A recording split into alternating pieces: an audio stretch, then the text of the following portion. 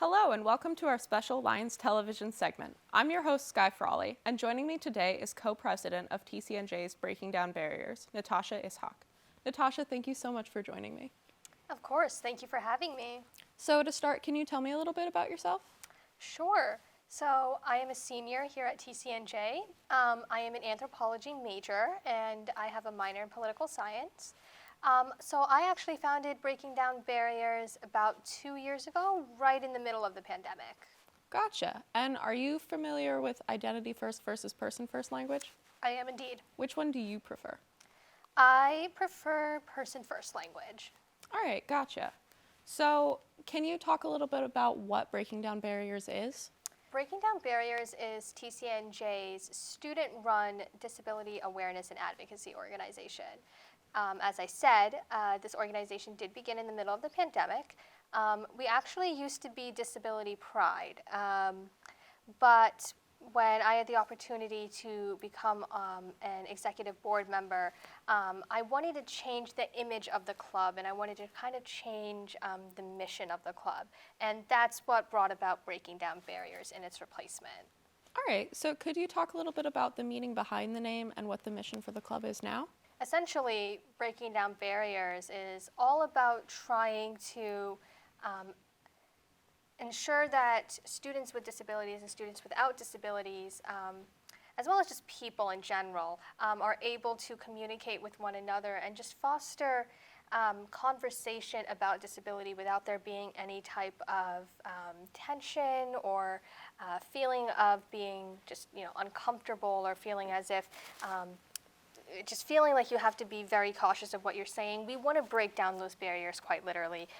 We want there to be free-flowing conversation between folks with and without disabilities at TCNJ and beyond. And then the other aspect of our organization revolves around advocacy. We have pursued a number of advocacy initiatives to help improve accessibility on campus, whether that's in the classroom, within student organizations, or other facilities on campus. So maybe the dining hall, for instance. We engaged in some advocacy initiatives to try and make the dining hall more accessible for students with disabilities. And why do you think having open conversations about disability is important? Well, if you're having an open conversation about disability, then that just allows for awareness to grow. And that facilitation of open conversation also leads to change. And when you have change occurring, that can easily help to enhance inclusivity so that students with disabilities at TCNJ do not feel like they're being excluded, whether, again, that's in the classroom, in a student organization, or any other area on campus. And earlier this month, LTV had the opportunity to co-sponsor Disability Day of Mourning on March 1st.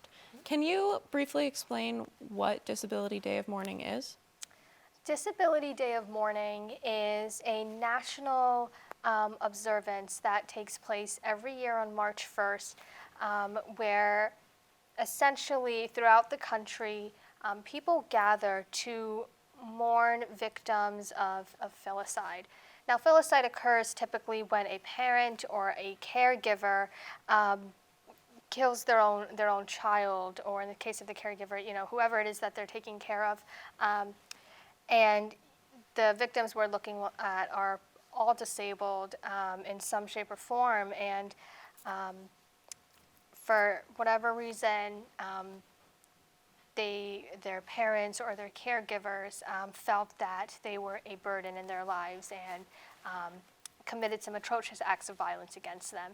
And typically the victims range in age from 5 years old, sometimes even younger, all the way through 80.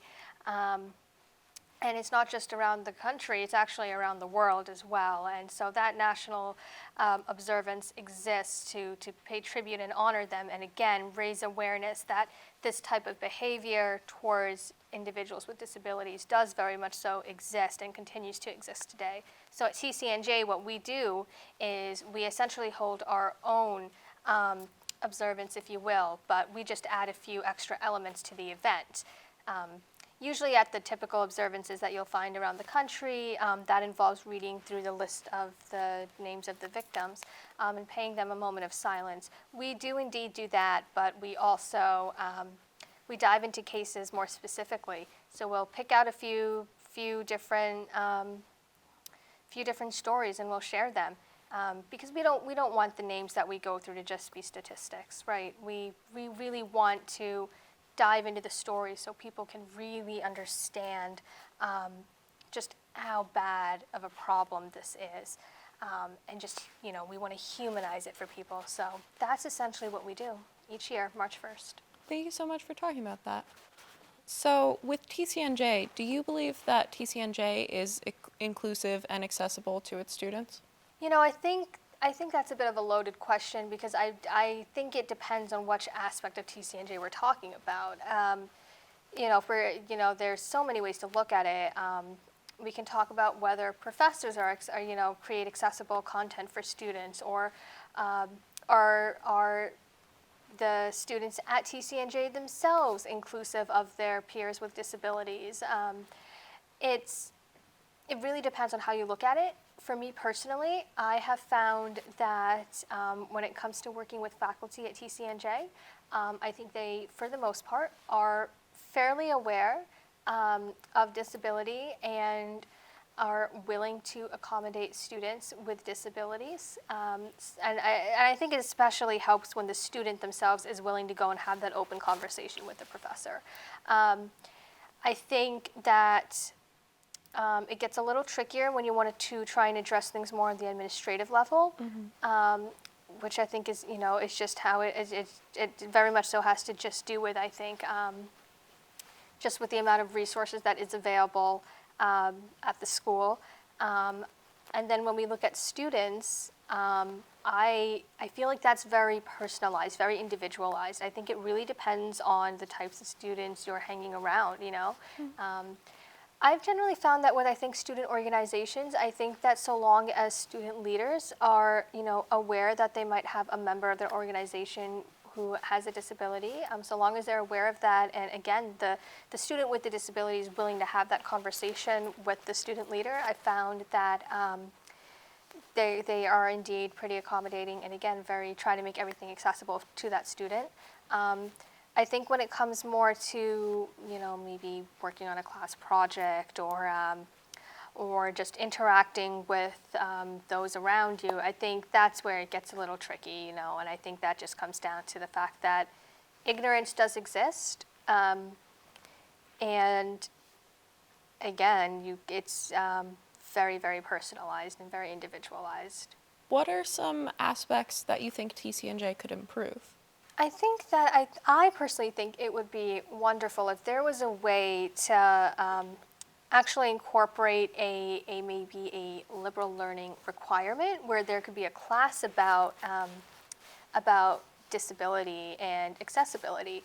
At TCNJ, we are required to take classes designed to help, raise awareness towards marginalized communities and minoritized communities, particularly on the basis of race, ethnicity, and gender. And that is so incredibly important, and it's been incredibly effective as well, is what I've noted. So I think having a liberal learning course, for example, that kind of pertained to disability, or at least incorporated it more into an existing course already, could be a great step, because that would allow students to be involved with that type of material. Because professors already, I think, they have to get certain training when they join the faculty. It's really the students I'm trying to think of what is the best way to get them involved in understanding, and I think that's a way to do it.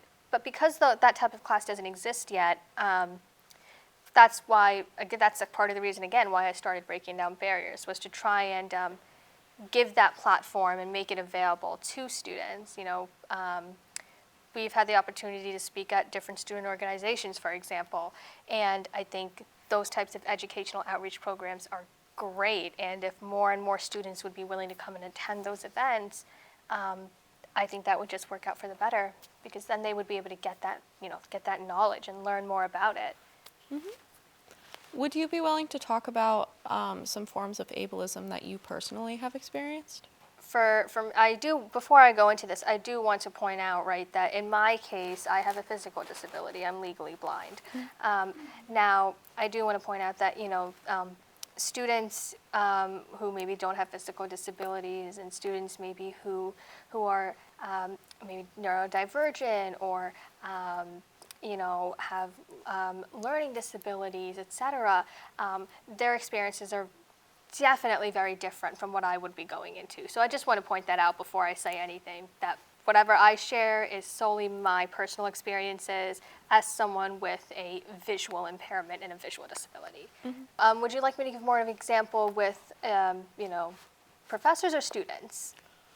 I think students, because you were Students, talking beautiful. a lot about change that could be made for students having more information. Beautiful. So, for me, what I found is okay. So my freshman year, I was in one class, and I think it was like the second week of school, so still pretty early in the semester. And mind you, again, it was my freshman year, so quite literally early on in my college career. And we had to do a group project, and the professor essentially wanted us to work with the students who were already at our table. I think there was about 4 or 5 of us in total at my table, and very quickly what was happening is it was as if I was invisible. I noticed that if I try to make a comment or point something out in regards to this project about what we could do, how we could present it, anything, it wasn't really acknowledged. And it was, the other group mates were essentially talking amongst themselves. Now, I want to say that was probably one of the biggest experiences for me because I care very deeply about my academics, and so any type of situation that has to do with, like that takes place in the classroom means a great deal to me personally. Now, in that particular instance, I ended up finding another group to go and work with. But I think that is something that other students on campus do experience. And I know that actually for a fact because we've talked a little bit about this at Breaking Down Barriers with some students who've shared similar experiences. Experiences where students on campus would try and, speak to them as if they were inferior to them, try and speak to them as if they were less intelligent, that somehow having a type of disability equates to having limited intellectual capabilities, which is not true at all. I'll also say, there have been instances where I think that kind of feeling of inferiority, feeling as if you're being talked down to has occurred over the last couple of years. For me personally, everyone has their own way with dealing with those types of situations and addressing them. But mind you, I am very fortunate. I have some wonderful, wonderful friends, and anytime I have encountered any type of ableism from students, it's always been something that wasn't happening often. It was like an occasional event, maybe a few times a year. All right. And what advice would you give people without disabilities for interacting with people with disabilities? Like what rhetoric or action changes would help with inclusivity? I think it really just comes down to, just remembering that students with disabilities are students too, are humans too, and they're just like you.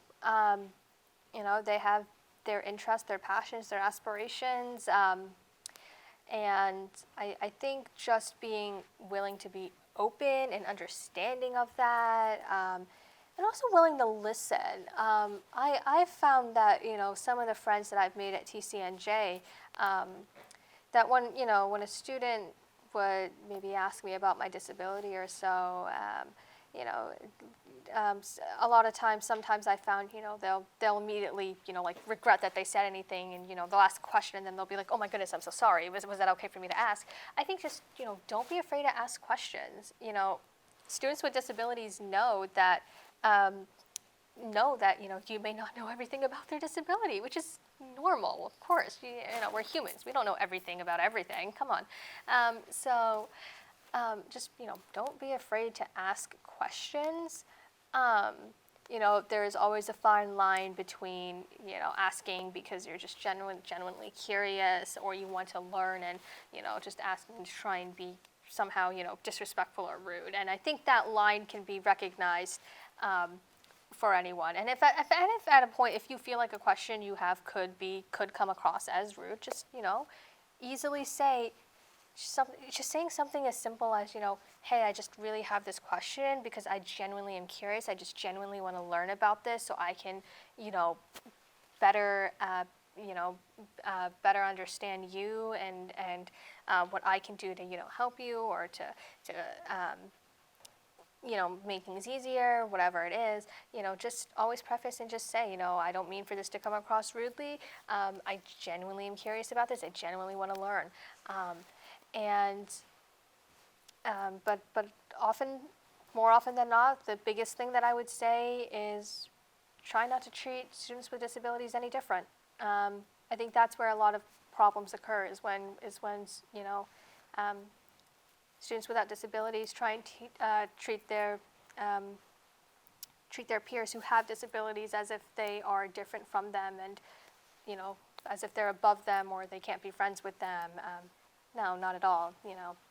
Definitely don't do that. Just treat them as you would treat anyone else. Thank you so much. Do you have anything you'd like to add? I think I'll just say that I think we are very lucky to be at a school that is having these conversations, to be on a campus where the student body is engaging in these types of conversations. And I am incredibly hopeful that change can occur in the future, because I think it's already started to take place. Just, again, simple steps are usually what it takes to try and make those greater leaps in the future.